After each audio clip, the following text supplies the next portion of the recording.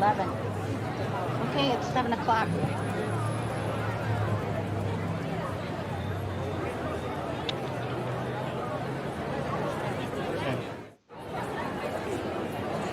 Okay, so I guess we're starting now. The audience needs to quiet, I guess. I understand. So are we live yet?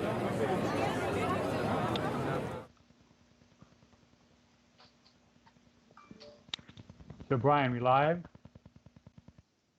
Okay, well, good evening, everybody. Thanks for joining us for MADIA's first virtual meetup. We have our meetings normally in person, obviously, every month, and this is the first time because of the COVID virus we're meeting online like so many other people.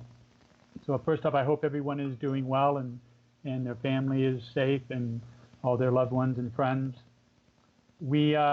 I'd like to thank Brian Quant is in the back putting this together, and Brenda Trainer is working on the chat box. So if you have any questions, you can enter them onto the chat box, which should be to your right on the YouTube video. Without further ado, I'll let MADIA is a 501c3 nonprofit educational organization whose mission is to ensure the technical, scientific, and industrial workforce has the tools they need to be successful by having programs such as this on entrepreneurship, commercialization, technology development, and of course, marketing. So we have these monthly. Our next meeting is May 13th, and you all are welcome to join us. It probably will be virtual again, and we'll send the details out as we get closer to that time. We do want your feedback, so if you would like to comment on this program or give ideas for other programs, our email is email@mediatech.org. So I will go ahead and introduce our speaker, Jeanette DePatty. Jeanette has over 2 decades of experience as a professional tech-explainer, taking really complicated technology ideas and concepts and breaking them down to everyday language that everyone can understand. She has shared her wildly entertaining and educational views on technology trends with companies such as McDonald's, Reynolds, Meredith, Better Homes and Gardens, Facebook, 20th Century Fox. She's also been hired to describe technology by a host of Fortune 500 companies, including Adobe, Apple, Intel, Microsoft, Monsanto, and a host of other companies. She's also a highly sought-out speaker who has spoken at CES and at colleges and universities such as UCLA and USC. And at her core, Jeanette is a spectacular storyteller and seasoned producer. She has served on the national board of the Producers Guild of America and has curated a wide variety of extremely popular live events. And she has worked with hundreds of technology companies and engineers to help them explain their technology by telling the story of their technology in a way that is clear and compelling and wildly commercial, and has helped raise millions of dollars in the process. She's also provided speaker training for the Lean Startup Conference and other organizations. So I will hand it over to Jeanette. Thanks, Bruce. And thank you very much to MADIA for having me tonight. I'm looking forward to talking. And I'm going to share with you 2 different sets of things. One is a sort of a content piece, and then one is the presentation piece. So most of us in the science and tech world tend to be substantive. So we're going to start with the content piece, and then we're going to move on to the presentation part of it. And I'm going to be bringing a few objects and special friends in to participate with us. So at this point, I'd like to have Brian bring up my presentation. And we want to make sure that that's there and that you can see it. There it is. Okay. So these are the 5 secret weapons, the tech-explainer tools that I use to raise millions of dollars right out of college. Okay. So I'm going to make sure that I can advance my slides. So I'm going to start by telling you a little bit about my story. So I did not start as a tech-explainer. I didn't really start in technology at all. I started as a opera major. I have a master's degree in opera performance. So you might wonder, well, how do you get from opera performance to describing technology? Well, I loved singing opera, and I'm very glad that I got a chance to do that in college. But there's just one problem with opera singing as a career, and that is, while you have to have a fairly substantial figure to do it, as an opera singer, you cannot make enough money to eat every day. And I like to eat every day. So, lucky for me, before I graduated with that master's degree, I met some really bright technology people. And I met three very smart guys who were top notch coders and were just coming out of college. And they all happened to be named Brian. There were three Brians for real. And these three Brians and I worked together to create a software company. Now, they were the technology people, they were the coders and the geniuses behind the actual tech. But they were also smart enough to know, hey, we need somebody who knows how to explain things to people. So that's what they brought me on to do. So, like I said, before I even finished college, we raised over $1 million in our first round of venture capital. And that was very successful. And then after that, during that, and after that, I started working with a lot of technology companies in the industry that I had built relationships with, and it went really well.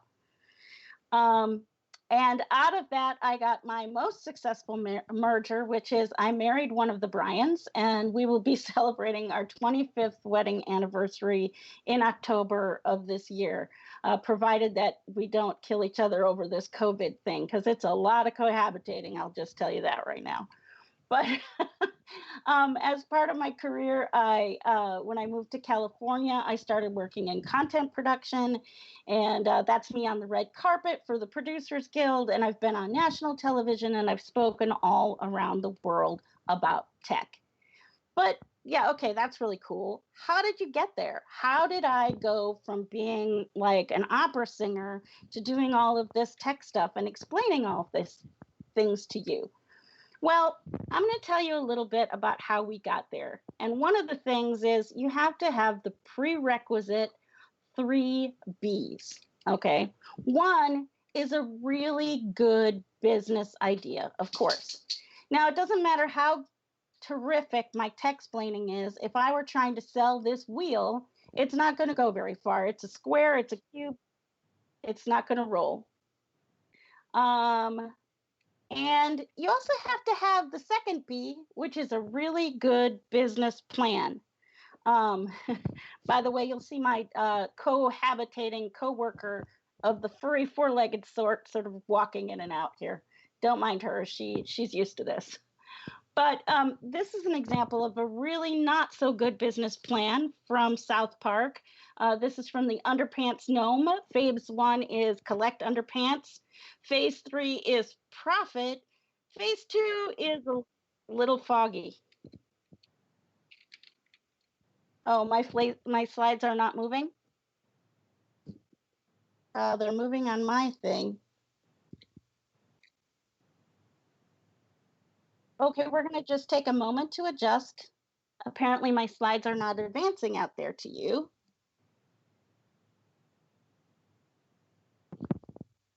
Hold on a second, stand by. I am presenting. I'm going back.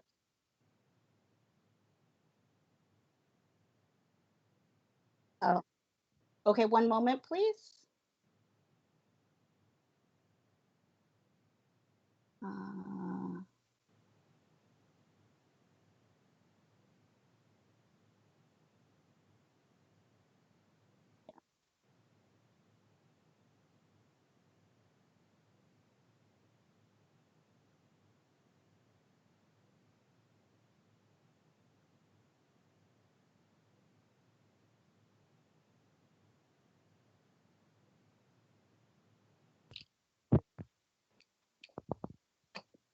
Okay. One moment. This is par for the course, guys. Okay. So I'm going to go back into my thing here. Stand by. There, just as an FYI, nobody's perfect. And this is part of what you have to be willing to do is take a chance. And sometimes things are a little futzed, but it's no biggie. I'm just going to bring up one other thing here.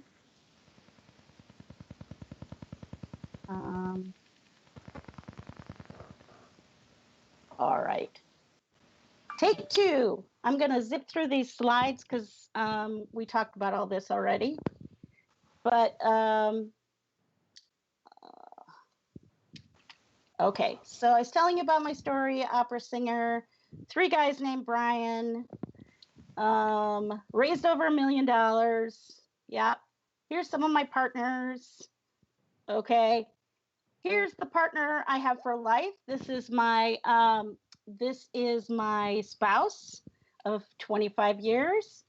And here's some pictures of me doing fancy things. I'm at the Producers Guild and on the Katie Couric Show and at the Lean Startup Conference. Okay, so now we're talking about the requisite 3 Bs. All right, and one of those Bs is a good business idea. So you should be looking at a picture now of a caveman who tried to invent the wheel. Unfortunately, it's a cube and it doesn't roll very well. So this is an example of a bad business idea. Okay, now we're back to the underpants gnomes. So we have phase 1, collect underpants. Phase 3, profit. So this is a example of a not so great business plan. You'll see that big question mark in the middle, and you have to be prepared to answer that question mark.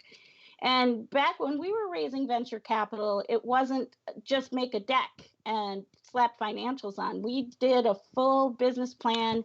It was 200 and some pages, and we did 26 iterations before we got picked up. So we really had to answer those questions. That's part of it. And of course, the other B is you need buttloads of enthusiasm and energy. And we were young, so of course we had lots and lots of that. But let me tell you about our first big lunch meeting with our original investors, which were Pulitzer Broadcasting. And these were broadcasting guys. These guys were literal cigar chomping, suit wearing, my secretary prints my emails for me fat cats. And there was us, a bunch of kids with an idea for creating a software MPEG encoder.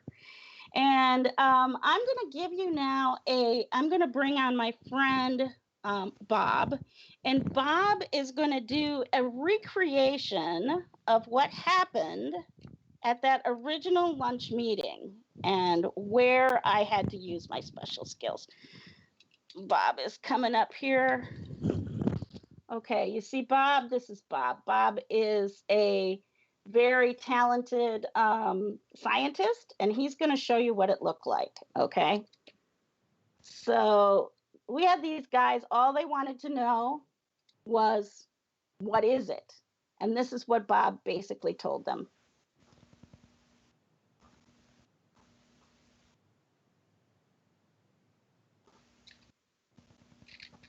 Oh.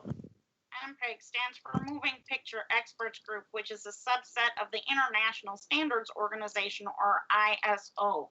The term also refers to a form of digital video compression, which uses the discrete cosine transform, or DCT, to compare one block of 8 by 8 pixels to another block of 8 by 8 pixels in the following frame, removing the redundancies. This is a lossy form of compression. However, the diminished Bob, this is so boring. This is so boring, Bob.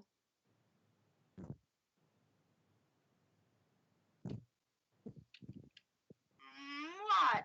What's the matter? This is fascinating stuff. It has them rolling in the aisles at the IEEE meetings. Yeah, but look at your audience, Bob. Look at your audience. Do they look enthralled? What do you think?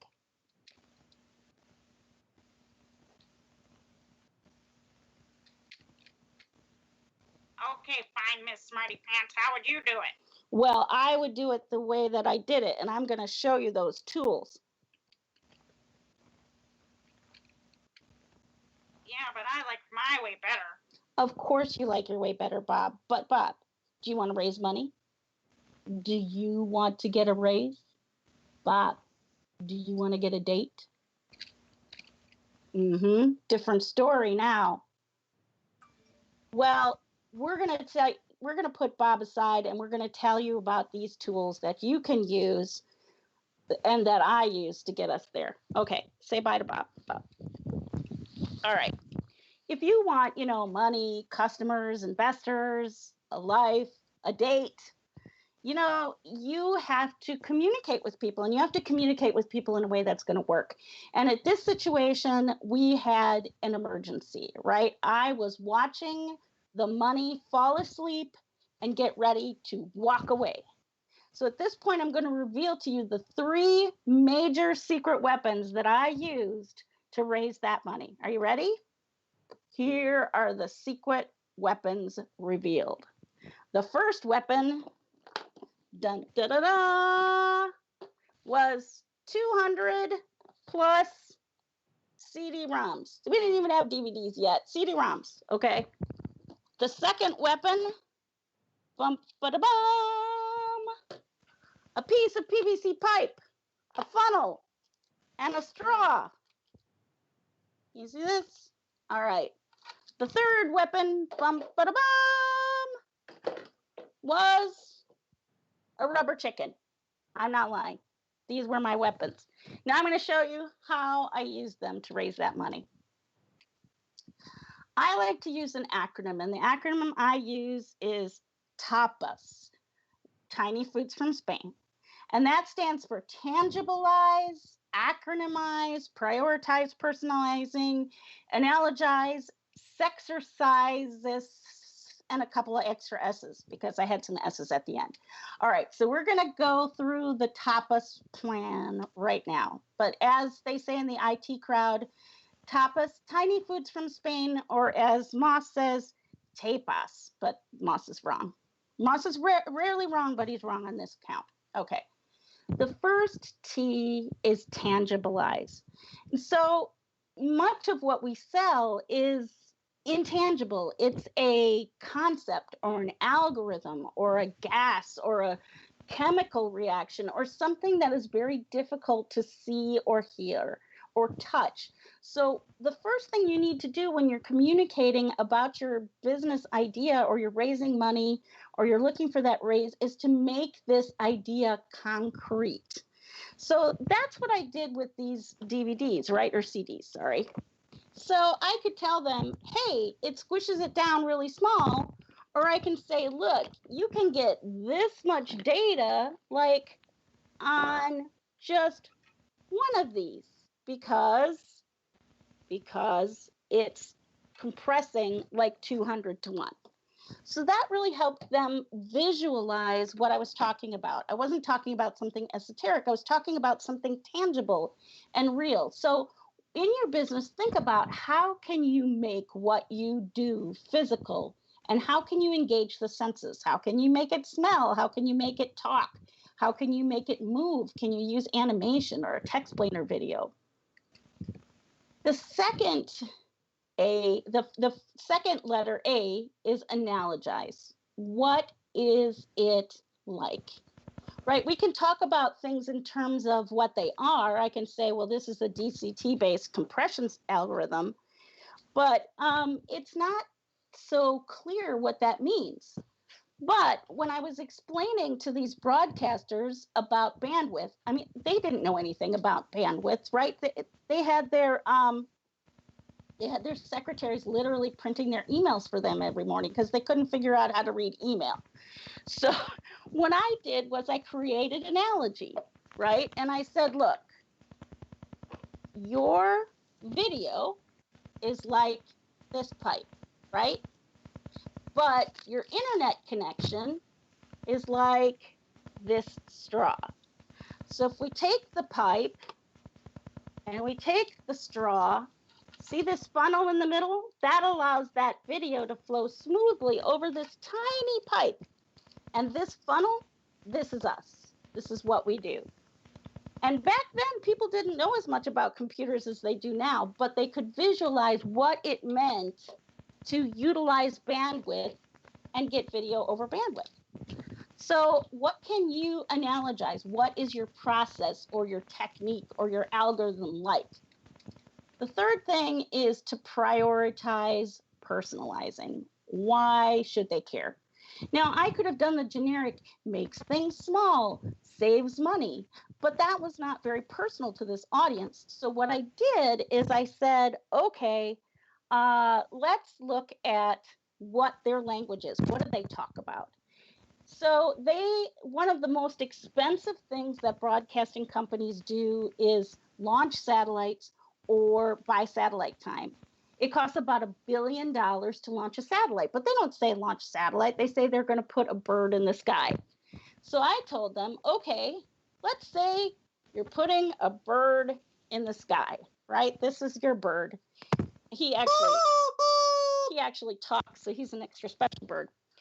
But I was talking to them in their language about stuff that it was really important to them. And I said, well, without video compression, you can get maybe one or just a couple of channels off of that satellite.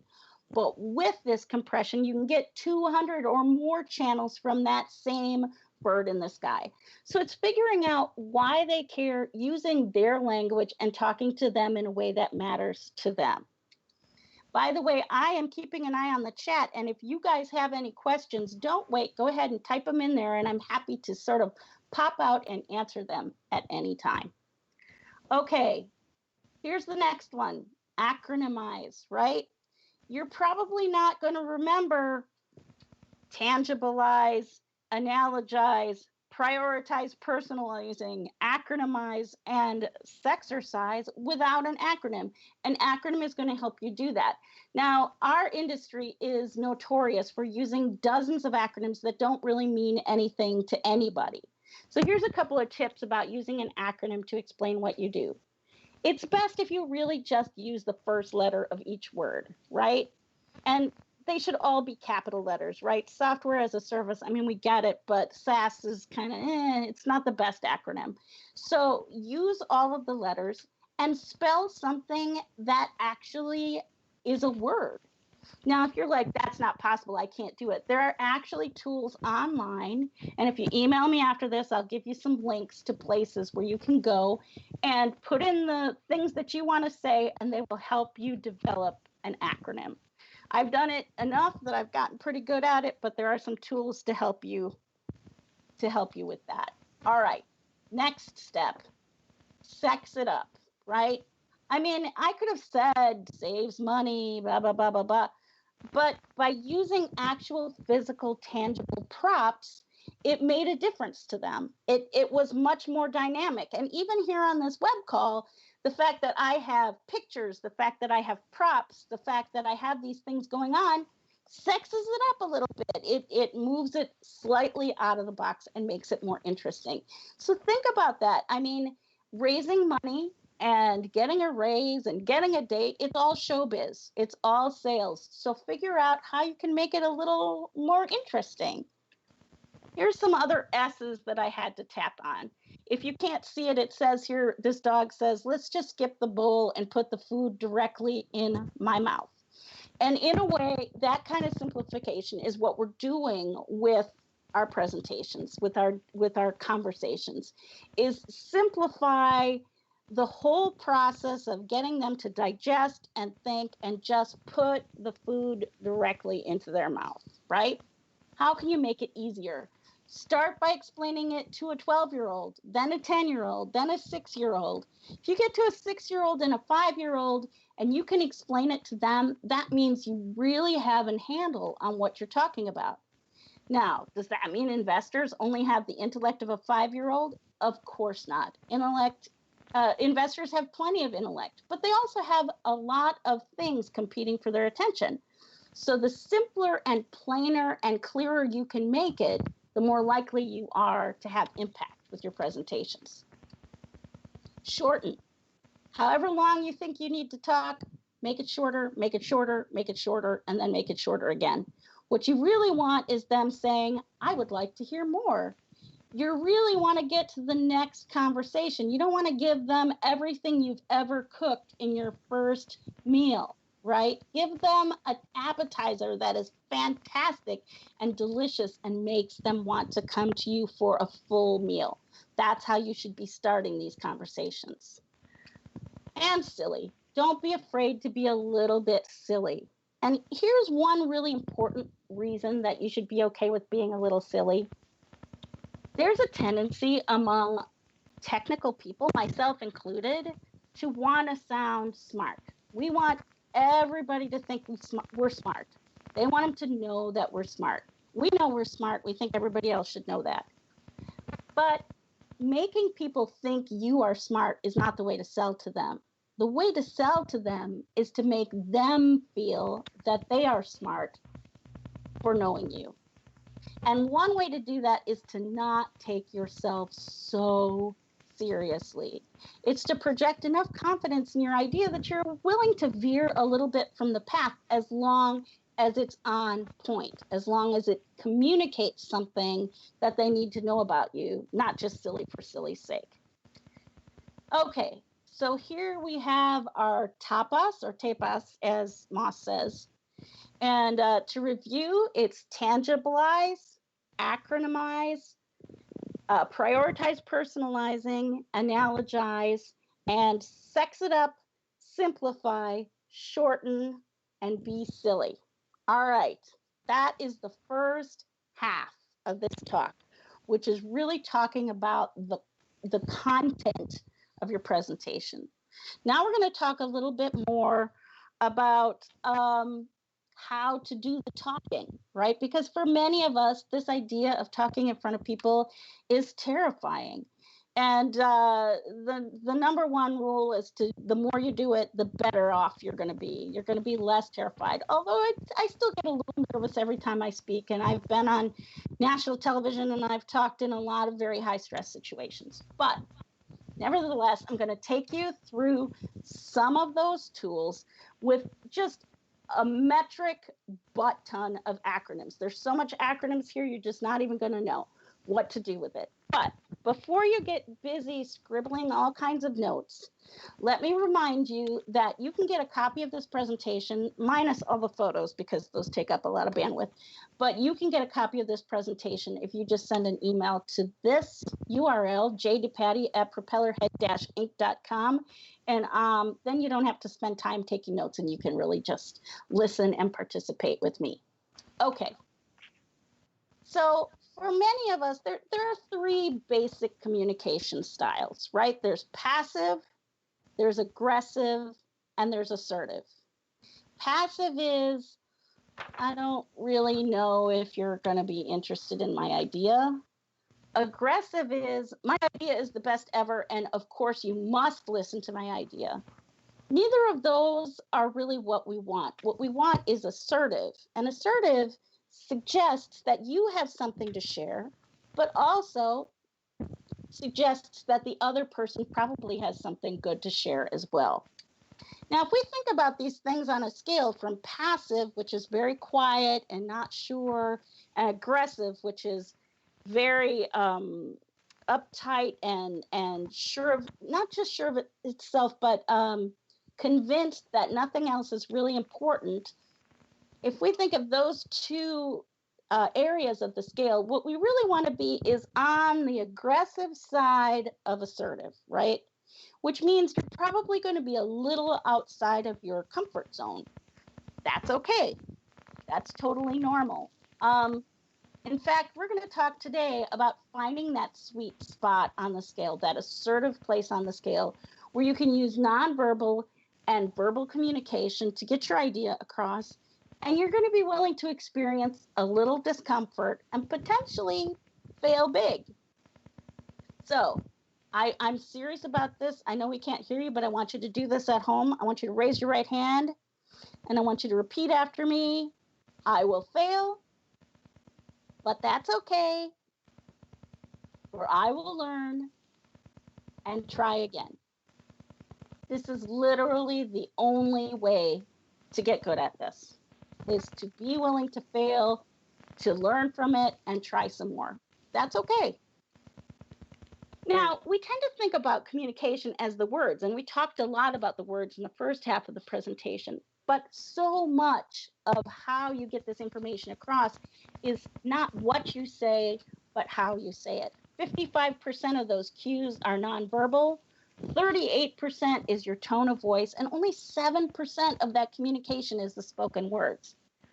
This is why it's really important. One of the things that I insisted on for this presentation was that you could see my face, because if you just listen to me and look at slides, you're missing a whole range of ways that I can communicate with you.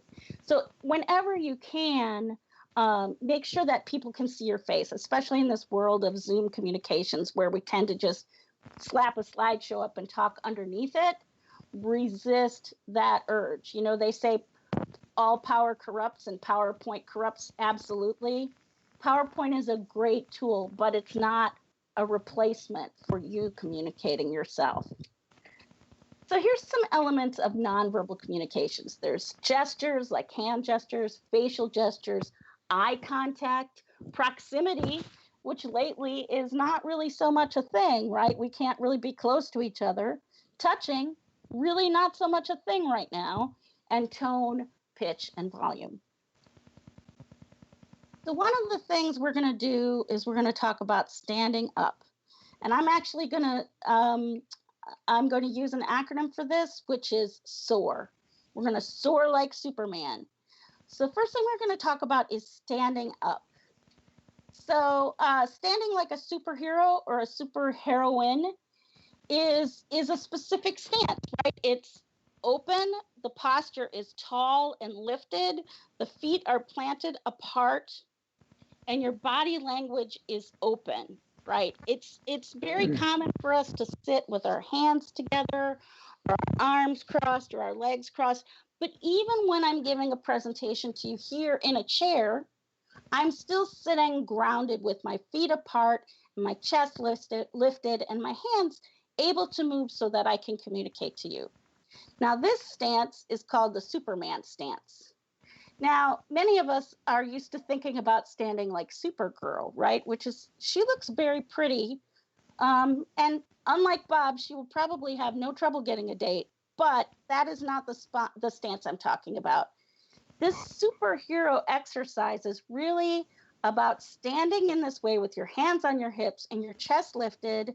And I even have the Superman theme on my iPod, my ancient iPod, and I have done this in bathrooms all across the country and really around the world, where you stand tall like this and you listen to that music, and it actually increases the testosterone in your body. It lowers the cortisol, lowers those stress hormones, and really gets you going. So if you think about it, I'm not going to play the superhero music because I don't want to get booted off YouTube, but you know what it sounds like, and you can do that at home. So just take a minute right now at home, put your hands on your hips, even if you're sitting, and feel the power that comes from your feet being connected to the floor and having that stance where you're lifted and powerful. It's even better if you can do it standing up.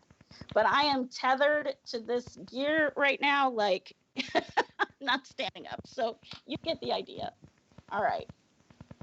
Opening your body language. This is the O in SOAR. High power poses are poses where we're open. The hands are behind the head. Your hands are at your sides. Low power poses are very closed, and that's when your arms are crossed or your legs are crossed or your hands are crossed. This is a closed position. This is an open position. Open position projects confidence, and that's something that we really want to do. Facial gestures, we want to be open and smiling. And when I say smiling, it needs to be an open smile where it reflects in your eyes, because if my eyes are not smiling, but my face is smiling, I look very funny, right? You really need to smile with your whole face. But there's a process of smiling that many of us do, which is an embarrassed smile, which is, oh gosh, that's not what I'm talking about. I'm talking about an open, fresh smile and making eye contact with people. Now, this can be harder when you're on a Zoom call, right? And there's a tendency for us to look at the pictures of ourselves, look at the window of ourselves. So what I'm doing right now is I have that picture off to the side just to make sure that my framing is correct, but I am looking directly at the camera. And that is something that you should do as well when you're on these conferences, because I think we're going to be on these conferences for a while. So that's something to pay attention to. A, accepting yourself, right? There's an idea that a lot of us have that we have to look like some kind of model in order to be successful.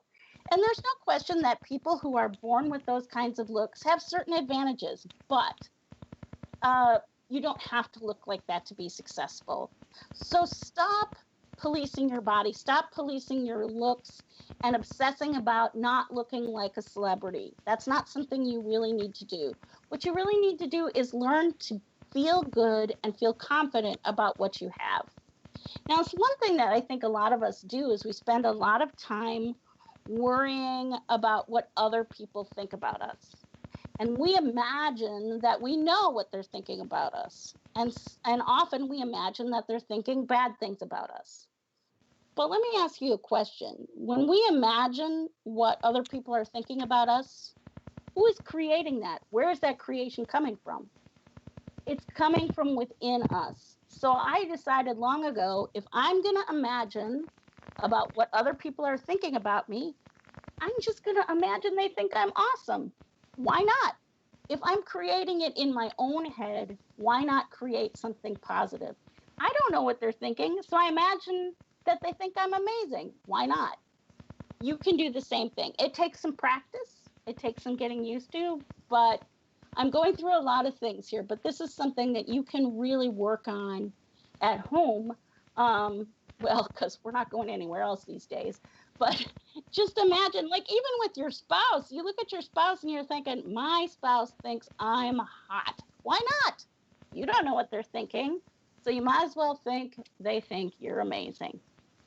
So this is our standing up portion of yes, all the stuff that you need to do to communicate. Stand like a superhero, open your body language, accept yourself, and reach out. Okay, let's talk about reaching out. Usually I do a whole thing about handshakes right now in this talk, but obviously handshakes are not so much a thing. So let's talk about what you can do. I think handshakes are going to be out for quite a while. Now, there's a lot of things I've seen online about elbow bumps and hip bumps and foot bumps. I'm sorry, they're all awkward.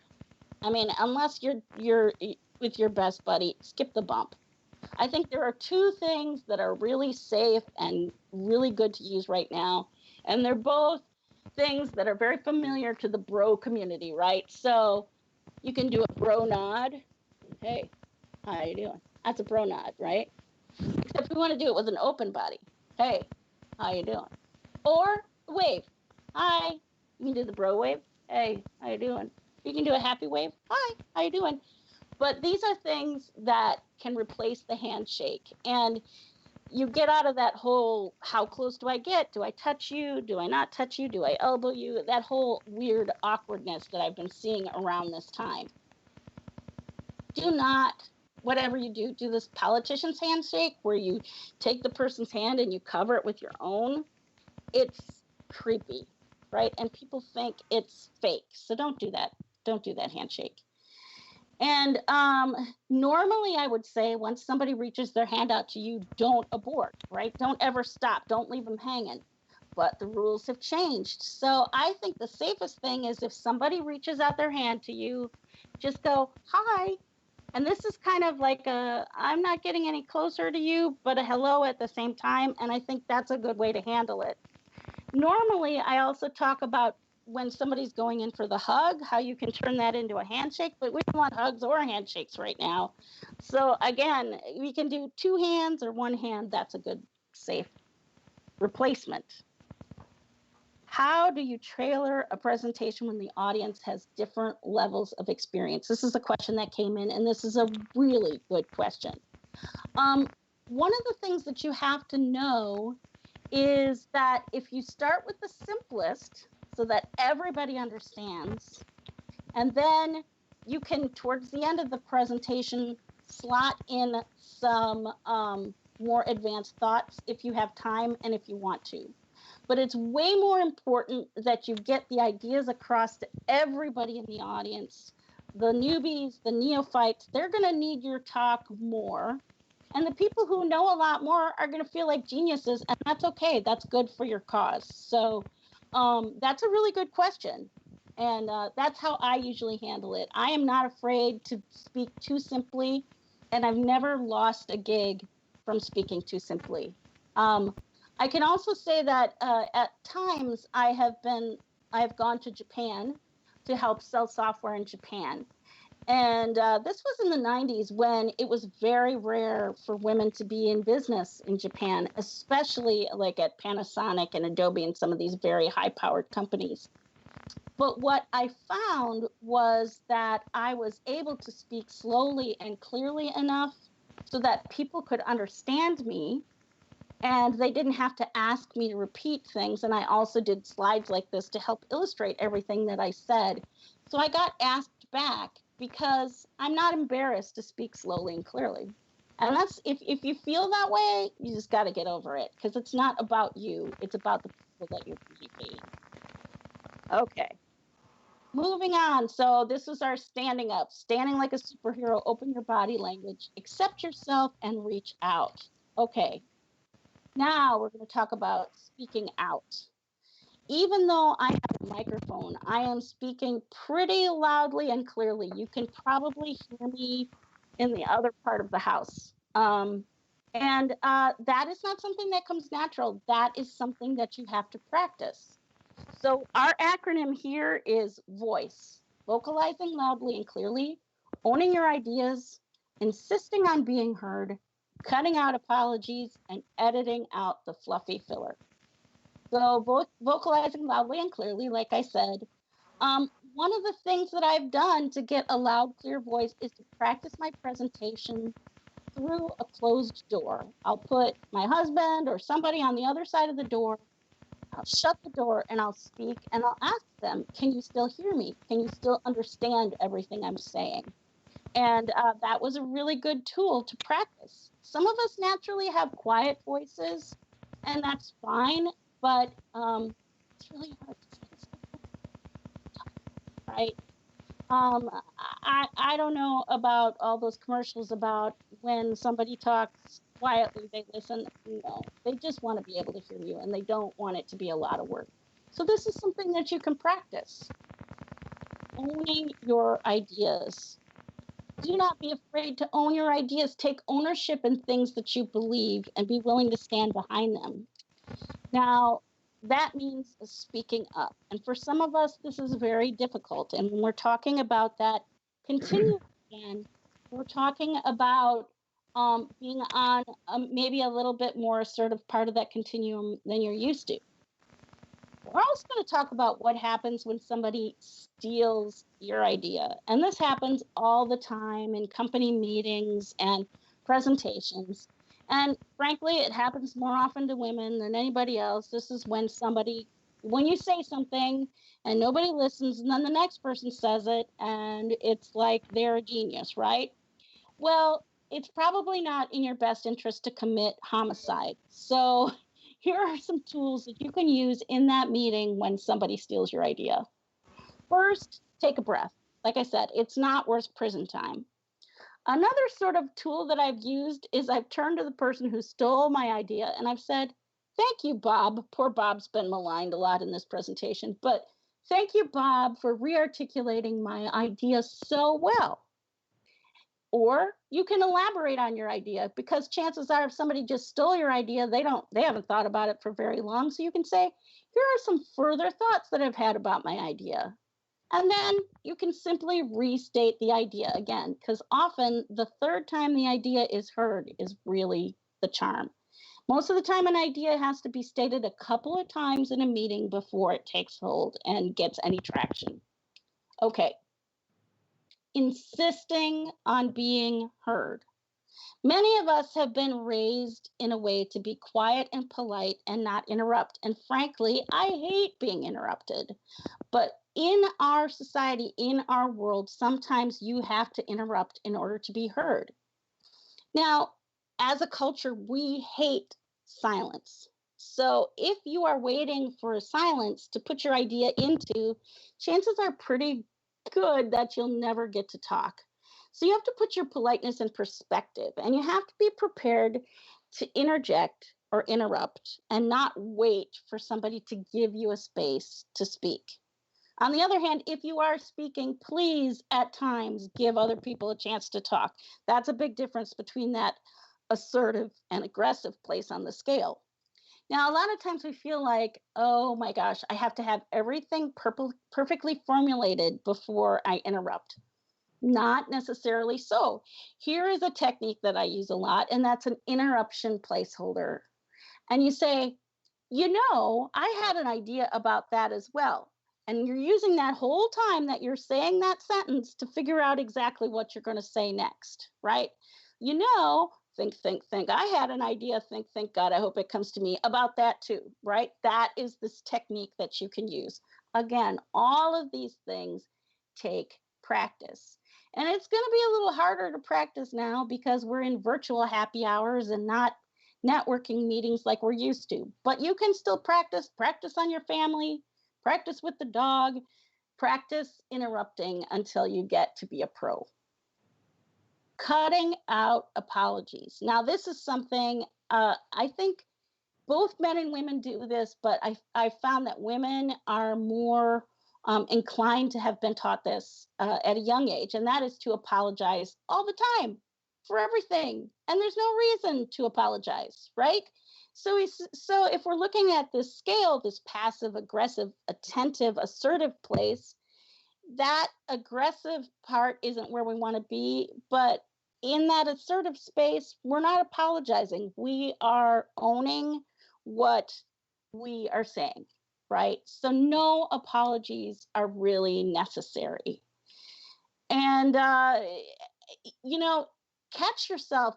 This is something that happens in written communication a lot as well. Check your emails. I'm sorry to bother you. I'm sorry it took so long to get back to you. I'm sorry. You don't need all of those apologize. Apologize? You don't need all of those apologies. Just say what you're going to say and stand by it. It just makes you seem less sure. Also, edit out the fluffy filler, right? This is the E of our voice acronym. Now let's look at a statement. I just kind of think that knowing what must be done does away with fear. Sorry, not Rosa Parks, right? That does not have the same impact as saying knowing what must be done does away with fear. It doesn't. It just takes the impact away. And so often I find myself using the word just all the time. I just wanted to check in with you. I just wanted to see where we're at. You don't need to just stop justifying yourself. Just say what you need to say. Here are some danger words. Would you mind? Just, kinda. I'm not an expert, but I hear people say this all the time who are absolutely experts. You know what I mean? Am I making sense? Sorry, you don't need these words. These words just weaken what you're trying to say.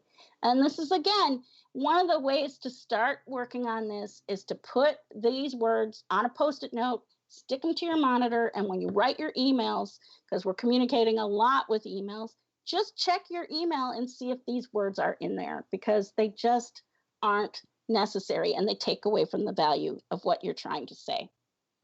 Okay, so this was our speaking out. Yes, vocalizing, owning your ideas, insisting on being heard, cutting out apologies, and editing out the fluffy filler. All right, now I'm going to talk a little bit about selling like a boss. You are a salesperson. I'm a salesperson. Everybody's a salesperson. If you want to be successful in life, you're going to have to know how to sell stuff. It's just a fact. So our acronym here is DEAL. Deal with it. You're a salesperson. Empathize with your customer. Ask for the sale and learn why they are ready to buy, and shut up. So I'm just going to go through this quickly so I can leave you some time to ask me more questions. But as I said, deal with it. You're a salesperson. It's like Oprah says, you're a salesperson and you're a salesperson and you're a salesperson. If you want anything in life, be prepared to sell it. Sell yourself to get a date, sell yourself to get your kids to do their homework, sell yourself to get a raise at work, sell yourself to get investments. All of these things are sales. Just own it. Just accept with it. And part of this is also empathizing with your customer, right? Understand where your client is coming from. In the beginning, when I talked about the bird in the sky, I understood what my customer's language was, what mattered to them, and I presented to them the benefits of what I had in terms of things that are personal and important to them using their language. You are good enough to be a salesperson right now. There's no magic button or potion or practice. Even Tony Robbins had to learn how to do this. You just have to practice. And I wish there was some magic potion that I could give you so you could get out of practicing, but it don't exist. You just have to practice. Ask for the sale. Ask for the sale. You know, there's an old producer quote, don't forget to get the money. Oh, and here's the next tip. Don't forget to get the money. Oh, and let me give you another tip. Don't forget to get the money, right? You have to ask for things. They don't just appear out of the sky. But as Gordo, the fairy dog father says, ask and you shall receive. If you don't ask, you don't get. Always be closing. You get what you negotiate. There is no magic meritocracy out there where people just know automatically what is important to you and all the work that you've done in the world and all your magic and awesomeness and just give you stuff because they know that. That's not how it works. You get what you negotiate for. And usually you get what you negotiate at the beginning, not at the middle or the end. Learn when they are ready to buy and then shut up. Once you've sold, once they're pulling out their checkbook, once they're setting you up for the next meeting, whatever goal you set for yourself, and by God, I hope you've set a goal for yourself before you meet with people. Once you've reached that goal, shut up and let them talk. Let them give you their money, their time, their attention, their volunteer hours, whatever it is that you're trying to get. Once you've made the sale, back off. All right. So this is all it is. Yes, you are standing up, speaking out, and selling like a boss. Okay, so this is the end of my formal schmormal presentation. And at this point, I would love it if you guys can text me in some questions or Bruce, if you want to hop in with some questions. I'm all out of slides and I'm all out of props. So it's all you people.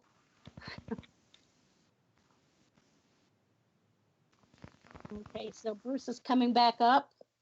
Yeah, I think I just wanted to note that at the very beginning of this presentation, I was looking at myself when I was speaking, and not only was that a distraction I know I shouldn't have, but it was also delayed, which made it even worse. So as we, in this COVID era, we should, and using this Zoom stuff, we need to not look at ourselves because that'll just freak us out even more, and just look at the camera. Yeah. And of course, relaxing and smiling and all those things. I think I learned a little bit of what I did wrong in the opening segment here, so that was very good. So Oh, I don't know here's if you got a another question. Does the person communicating ideas have to be the CEO? Absolutely not. Anybody in your company can be the spokesperson for your company, can be the spokesperson for an idea, can be the one to explain an idea. I certainly do not work only with CEOs. I work with scientists in the lab. I work at Coca-Cola. I work with people that are doing the formulas, the chemical formulas for the soda. They are certainly not the CEO of Coca-Cola, but they still have to communicate to suppliers and customers. So really, any person in your company can be the one to speak. And the better you are at it, the more likely you are to be asked to be that person. How do you find out what the customer will see as a value to them? Another really great question from Justine. Well, first of all, ask them. It never hurts to take time in a presentation before you start to ask. I do this all the time. So I give tours at CES, and I'll have like the CEO of McDonald's and like a CMO from Reynolds, right? These are very high powered guys. So I want them to think I'm smart. But the first thing I do is say, what is your number one goal for being here today? What is the question that you want me to answer during the course of this tour? Also, do research.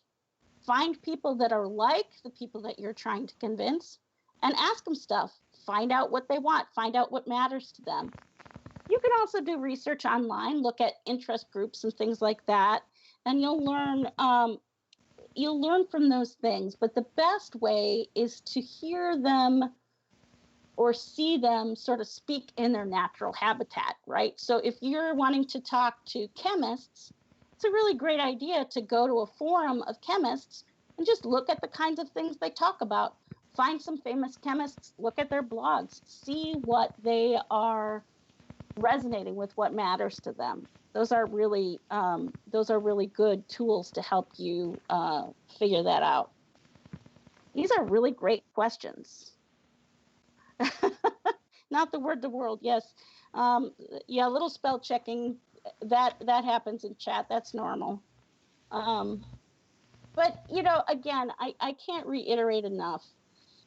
The important thing is not impressing people. The important thing is connecting with people.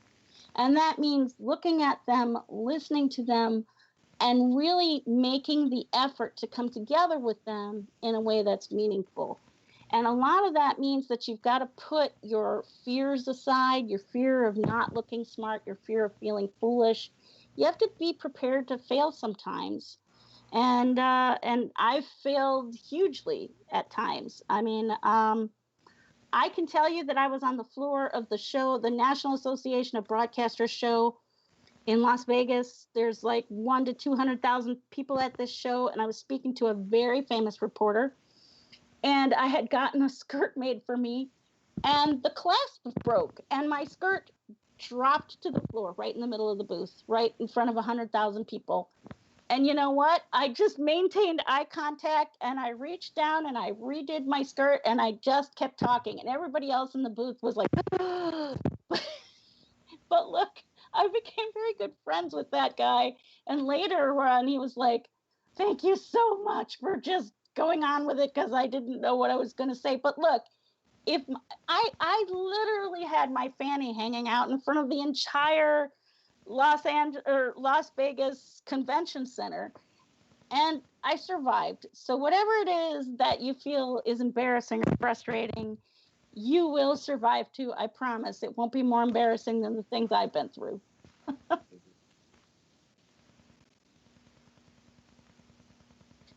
So I hope that you found that useful. And I want to look at the chat. Oh yes, please communicate with us with us from the website at MADIAtech.org. This is a phenomenal organization, and I really love connecting with them. And Bruce, if you want to just wrap it up.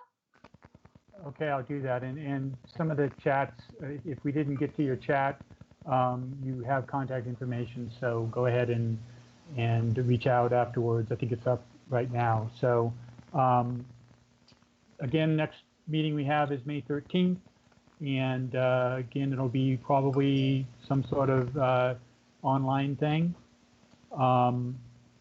We also, you can like us on Facebook. We have a MADIA Tech is on Facebook. We also have a website, MADIAtech.org, and a LinkedIn group. So if you want to get the first word on our next presentation, if you join our LinkedIn group, just search on LinkedIn for MADIA Tech, you'll find it, and you can stay informed that way. But beyond that, again, thanks everyone for tuning in. Thanks, Jeanette, for a wonderful presentation and helping us learn how to present in ways that people understand, and also that are relaxed and confident. So thank you for that, and my pleasure. Please, everyone, stay safe and well, and have a good evening.